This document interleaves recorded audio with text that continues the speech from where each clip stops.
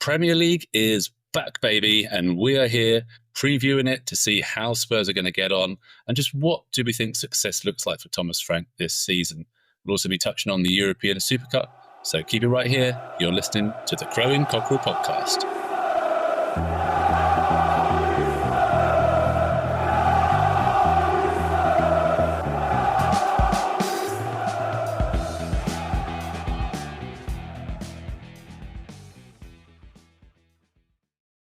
So after the disappointing result last night, we're back again, not just to talk about that, but to talk about the season coming up as well. Unfortunately, Tom can't be with us, so it's just me, Graham, and Mark. Hi, Mark. Yeah, how you doing, buddy? Yeah, good. Just about over the bitter disappointment of last night. So close to getting another trophy in the cabinet. So close to getting over the line. Some good stuff to talk about. Some concerning bits for me as well, but we can pick the bones out of that. But really excited for the new season. Really excited to get into what we think we're going to be able to achieve. As things stand at the moment. Hopefully there'll be some players coming in as well to go forward. Yeah, it's been a long summer. I was going to say it's been a long summer without football. It's actually been full of football this summer. It's been a pretty good summer of football, but it's always good to get back to the bread and butter of the Premier League, isn't it? And of course, we kick off at home to Burnley on a rare Saturday 3:00 kickoff. Yeah, so I was really excited when the fixtures came out. All I wanted was a 3:00 first day of the season kickoff, as you say. Yeah, at home and against a promoted team. All games in the Premier League are really difficult, but you would expect to be given the best chance of a good start to the season if you're playing against one of the promoted lot, because they're going to have to heavily invest to bring themselves up to some sort of standard. But it's exciting given what we saw last night, a couple of the pre-season results as well. Thomas Frank coming in. I just feel that there is something there that we can build on. I think we've got a bit of catching up to do, certainly with not just the top four from last season, but some clubs have spent some real money. I think squad will look slightly different by the end of the transfer window. I do believe, I do feel, and I'm really positive about the prospect of bringing a couple of decent players in. As we're talking about this, Eze and Savinho are being talked about an awful lot. Bids going in, bids going out. But, just the prospect of getting that cover, because what last night showed is that our first team, as has been the case for many seasons, really can put a performance in and provide problems for anyone. The drop-off when those first team quality players have to come off is concerning, and it's still concerning. Yeah, and it's even more of a concern this season, of course, because we've got Champions League. Every single game that we play in the Champions League is going to be a tough game. There's no way you can rotate your squad around that. You can't play Champions League with the kids, in inverted commas. Most of them have gone out on loan anyway. So the expectation surely is that we're going to have a deep enough squad. It's not quite as simple as just getting on all the players you want, because there's complicated rules about homegrown, home trained. We do have a reasonable impact bench and we have a good first 11. What was interesting to me, obviously, with that Super Cup performance, it was very much backs to the wall. A really resolute performance, good discipline and defensive shape. And funnily enough, obviously a lot of the commentary was going, yes, this is Thomas Frank really making his impact on the team, with the reference being that Ange was completely the opposite. But actually I was thinking, well, if you really look at the games that we played in the Europa League last season, thinking specifically back to that Eintracht Frankfurt away game, for instance, a lot of those games that we did well in was on being a lot more solid at the back and being a lot more resolute and grinding those results out. If we didn't play free-flowing football in the Europa League, that is not how we won. You only have to look at the final, a terrible game to watch for a neutral, but it was based on that real defensive solidity. So I think we've had that for a little while. We got the players that can do it. Yeah, absolutely. Exactly. But it's going the other way that worries me. Yeah, as we were watching it yesterday, we said we haven't really seen a really good period of good possession or a really good move. It was fantastic to see a team in a Tottenham shirt really bully the opposition, because my criticism for a number of years is that we are the team that get bullied. we were out muscling them. Kudos was, I thought, was excellent, retaining the ball, pushing people out of the way. The first goal came from him, winning that duel, which is really satisfying. But there wasn't lots of patterns of play, was there? And yes, it's one game against certainly one of the best attacking teams in the world. So you're not going to be judging everything on just this one game. Certainly, when we get to the game on Saturday against a completely different type of opposition, we're going to have to create the chances. We're going to have to hold on to the ball a lot better. Yeah.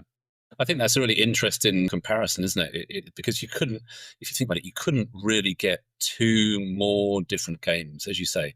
Against Paris Saint-Germain, it's the sensible and the right thing to do is to be defensive. But if you go up against Burnley at home, as you said, it's a promoted team. It's all on us to make the play and make things happen. If we go and set up the same way, which I'm sure we won't, but if we're not able to dictate the tempo and carve chances out, that really will be a worry, because that is something that we need to be able to do to have any sort of success this season. I think Thomas Frank was right in his comments, is that PSG didn't have loads of chances. What they did do is they scored the one chance they created in injury time, and that was it, wasn't it? Penalties, the ridiculousness of Tell getting an abuse. It's just pathetic, isn't it? But and I feel for Tell as well, and I did want to mention this, is that he came on, yes, he struggled, but the team was really struggling to get out by then. PSG had obviously changed things, and you can't expect players to do things, magical things. They'd set up, we weren't getting out, they pinned us right back. We didn't have any midfield, we were defending the edge of our box. And he was trying to be an outball, but at the end of the day, they nailed that down as well. PSG are no mugs. They're fantastic at squeezing the pitch. Again, it's just not on that he got the abuse that he did, for missing the penalty. Yeah, unfortunately, it's sadly so predictable, isn't it? It's just I don't know. Something needs to be cracked down on, that's for sure. Yeah, absolutely. And I've noticed that the statements from clubs are becoming a little bit stronger now as well. They're called, the people that put stupid messages, as cowards, which is different. It's just slightly stronger than they've been before. And that needs to happen. We just need to get rid of it, don't we? But I do think against most opposition, the ability to bring a Tell on late in the game is fantastic. It's against those better opposition. When we've got injuries and suspensions, you want that same strength that you've got through that centre of the pitch to begin with. I just hope that Thomas Frank also has the ability to set teams up to control possession, to create chances in different ways, not just relying on transitions and set pieces, because that will only get you so far. And we need that little bit of X factor, which Kudos looks like he's got. But again, can't rely on just tricky wingers. I do wonder whether, obviously we talked about Archie Gray, one of the young players. Bergvall was the standout young player last season, and he seems to be one of those that can play together. And I can understand, obviously, why he didn't play until very late on last night. But I just wonder, for instance, against Burnley, do you think someone like him might be, in from the start to, put a bit more attacking impetus into our play? Yeah, I think Bergvall is one of those, again, that he's very young, so relying on him to control games, is difficult. But he did show last season he is the player that can, spot a pass really early, which is my concern with, all the midfield and the front three that played in the Super Cup final, was that they need to get their head up quicker to spot a pass. Otherwise, we are getting in a position where you have to completely rely on patterns of play.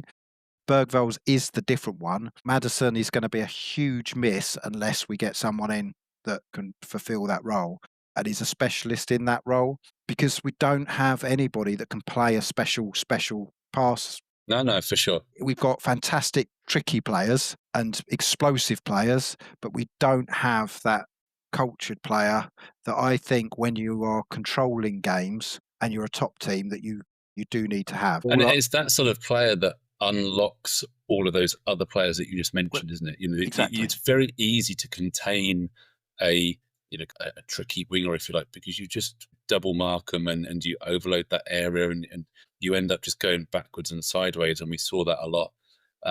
So yeah, you need that somebody in the middle to just pick those passes and create a bit of doubt, panic in the defence, and, Yeah. and, and then you suddenly start getting a bit more space for those players that can do things, and that's when your likes of your Kudus, your Odebear, and players like that with a little bit of space that they're afforded by those passes coming in earlier. That's when they can really sort of do the damage against that opposition. If we add defensive solidity and set piece solidity to a little bit of the magic that we had attacking wise when Ange had his full squad out, we're in for a much better season than maybe it's being predicted at the moment. I've seen the predictions that are going round, I think it's mostly today, and we're seeing Spurs predicted to finish maybe top 8 at best, Yeah. even lower. I'm pretty confident that we are going to be finishing higher than Aston Villa and Newcastle. Yeah, I mean, I think a lot of it is, as you say, dependent on getting a couple of more players through the door. I think for me, the squad as it is at the moment, I struggle. I struggle to see us finishing higher than 8th. Newcastle and Villa just have a bit more. If we can find somebody that can unlock a pass, then yeah, there's no reason why we can't grab a strong European spot. But I can't say I've got a massive amount of optimism for the season ahead at the moment. But we'll see.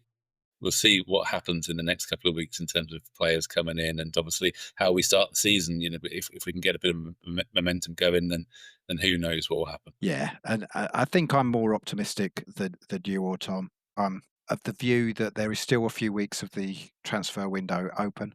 There's obviously money there to spend. I may be naive and I'm open to being attacked for believing that the board will change, but I do think players will come in. It's horrific for James Maddison. As I say, it's going to be a huge miss. But if this was going to happen, it's better that he got injured now than in Yeah, September. gives us Because a at chance to react least, to it.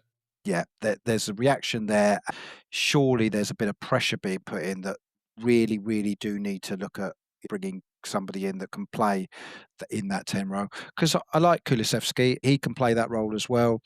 But if we're playing Champions League and we want to do anything around getting reasonably far in the Champions League, then you can't have players that can play in that position. You need players that do play in that position and do it Yeah, for well. such a pivotal role like that, for sure. Yeah, it's going to take 5, 10 games to work out exactly what Frank's preferred setup is.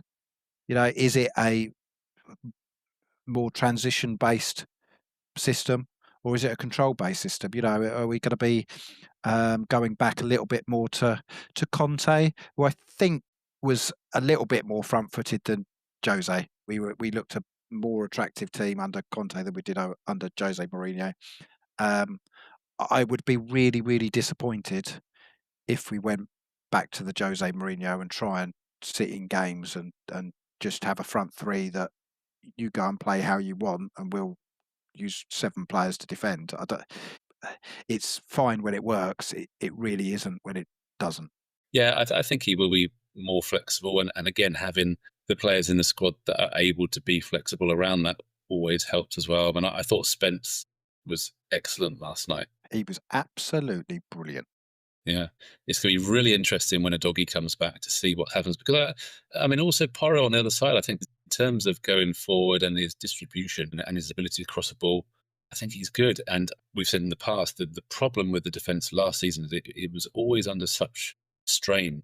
I feel like it's going to be hopefully a more controlled approach, which should mean that the likes of Porro and whoever plays left back, whether it's a doggy or Spence, they're not going to be put in those compromising positions, if you like, so much this season. And that should definitely improve the defensive side of their game. But then going forward, they are really, really impressive. So if we can get the best out of them, and it might be that 3 in the back does that.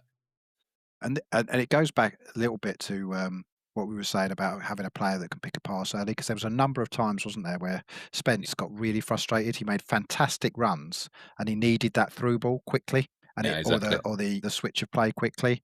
And that's again requires a player that's really, really open to spotting those passes early. And Kudos, I thought, was brilliant, but he was not getting his head up very early.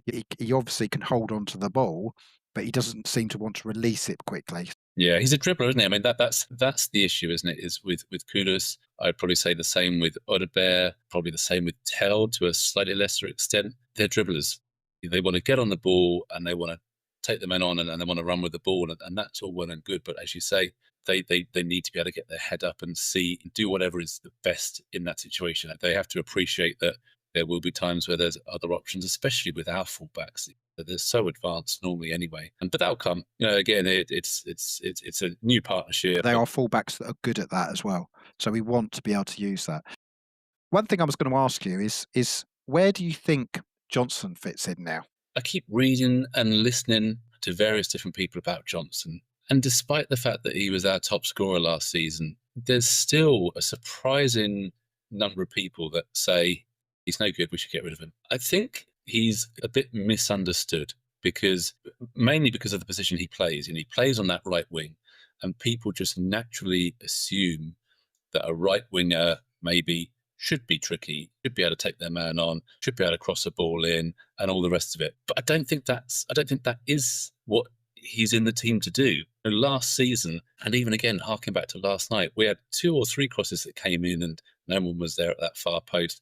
He times those runs so well, and yeah, that's what he does, and that's why he scores goals, and that's what he did for Forest, and that's what he did for us last season. He definitely has a role to play for sure. He offers something different. We probably missed him a little bit last night, to be honest, Yeah, because well, just that bit of Thomas clinical Frank said he finishing in the wasn't box. injured. He just wasn't brought on.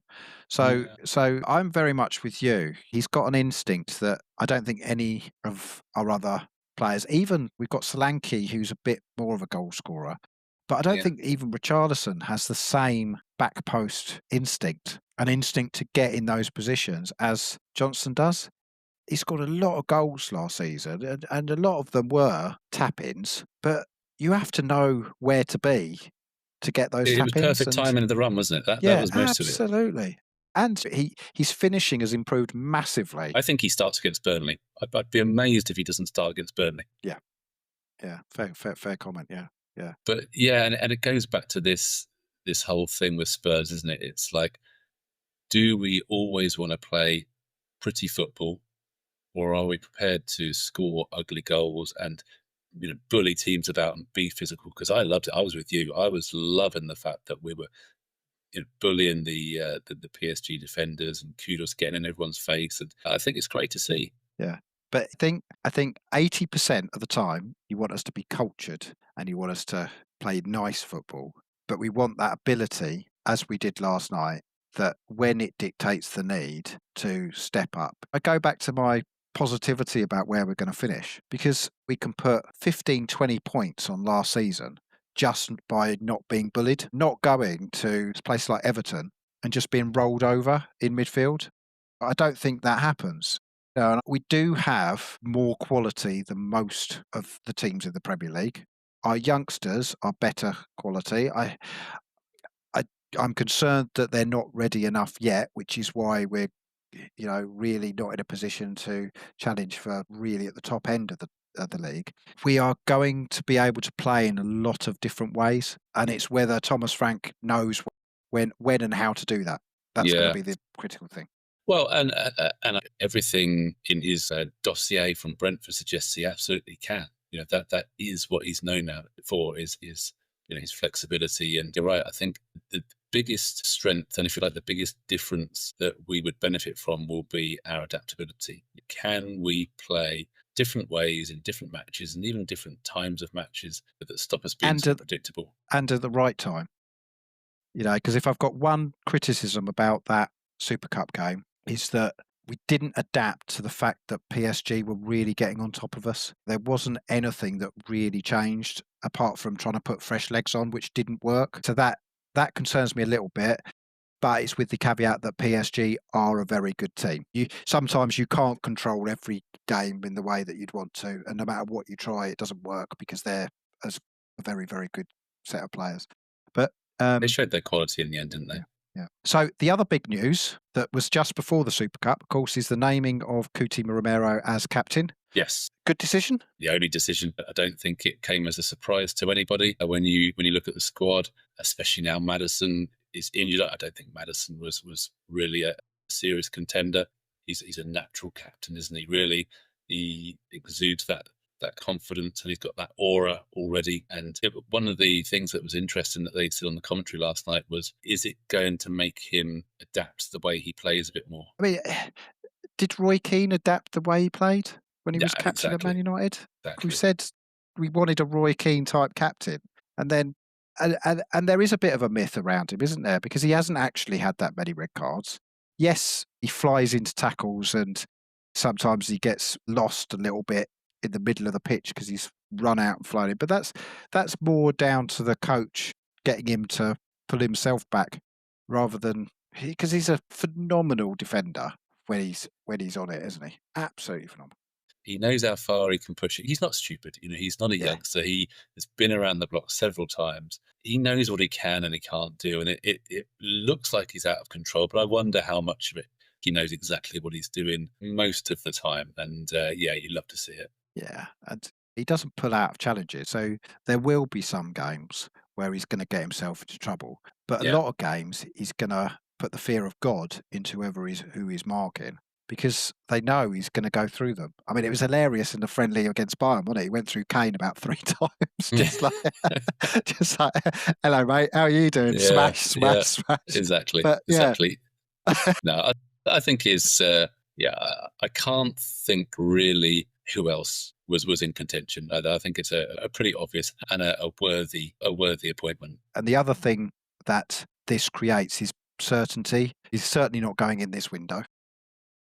We'll have the whole Deweese next window. But the dream over the next week will be two players coming in and Romero signing a new contract, and that will cement everything.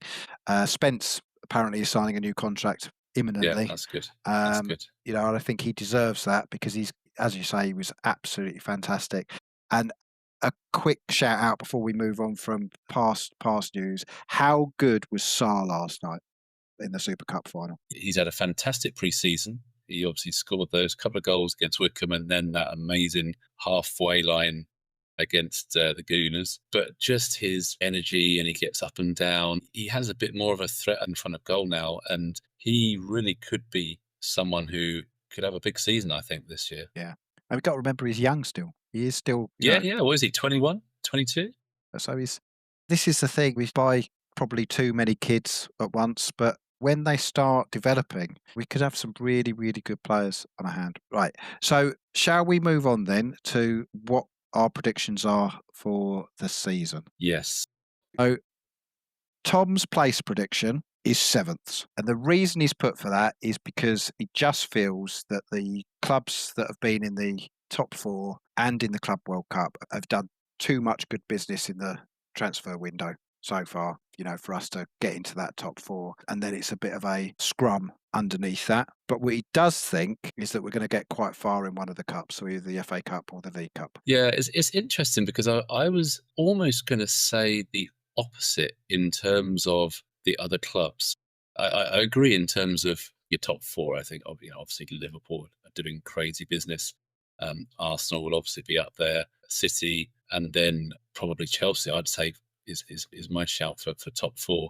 But when you look at the likes of Newcastle, the likes of Villa, your Brightons, and those sorts of teams, I actually think they've probably come back to us. I don't see that they've done anything at all in the pre-season to really advance themselves, and if anything, they've gone backwards.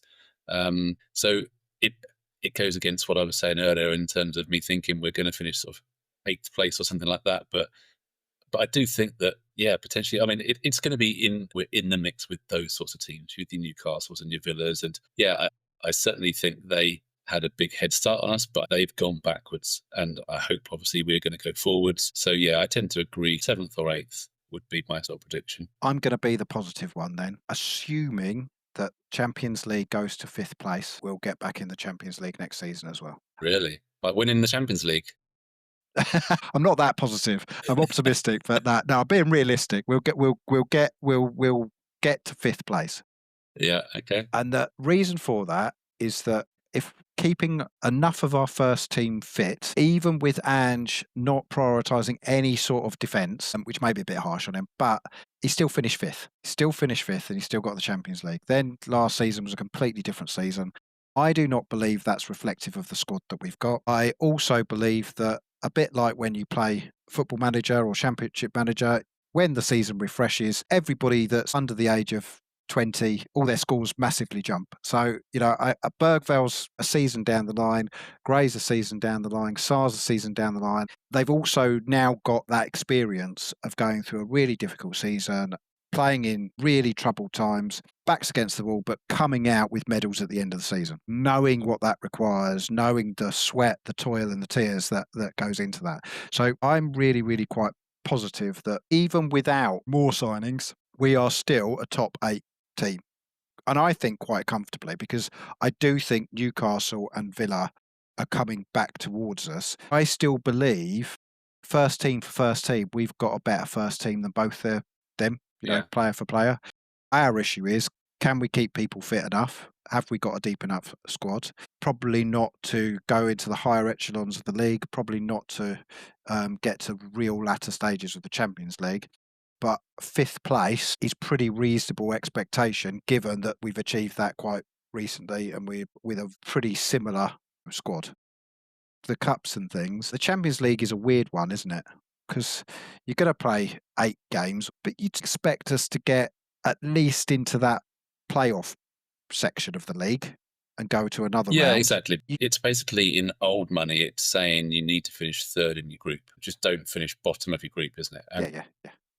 we should be, when you look at all of the teams from all of the different countries that take part, I agree. We should be able to make it into that playoff section. And then once we get there, it really is knockout football. And as we've already seen, we have the capability of doing what needs to be done in these knockout situations. Now, obviously, the class and the quality of the teams that we're going to be playing this season are going to be much, much higher. But yeah, I agree. I think we'll give a decent account of ourselves. And yeah, for sure, we should be making those playoff stages. We are starting a new regular little spot that we will be carrying on all the way through our season, which is where we are going to try and predict all of the games that we play this season. We're going to keep a little tally and tot up, and by the end of the season, you will know just who is it amongst us 3 that knows what they're talking about, and actually who hasn't got a clue and is just here winging it every week. We are going to predict the scores of each Premier League game, and we're going to give ourselves points. We'll have a point if we get the right result, and a bonus point if we get the right score. So Spurs Burnley, first game of the season, home to a promoted team. Tom has posted his update through. Let me just have a look. I think he has said 3-1 to Tottenham. He reckons Kudus is going to score on his Premier League debut. What do you reckon? Yeah, I'm gonna agree with the Kudus scoring, because I have a history of watching debuts and players scoring. So I'm pretty confident Kudus will get a goal. It'll be 2-0 to Spurs, and I think it will be a solid performance. I don't think it'll be any more than that at this stage of the season, but we'll come away thinking, yeah, we can work on that. Get the first game out of the way, we'll be okay. Yeah, I agree. I don't think it's going to be an all-star performance. Like we said earlier in the episode, we will be defensively strong this season, so I'm going to go with the clean sheet. I'm going to agree with that. I'm just going to say a 1-0. 1-0 win, 3 points on the board. And Brennan Johnson with the goal. We then go to City. Yeah, which is our standard 3 points. Yeah, exactly. So all good. So we'll see if any of those predictions come true. And as I say, we'll keep a tally throughout the season. Feel free to let us know what your predictions are as well. And yeah, let's hope we can get off to 3 points on Saturday. Come on, you Spurs. Let's do this. Come on, you Spurs. Come on, you Spurs. I think that'll do us. Going ages.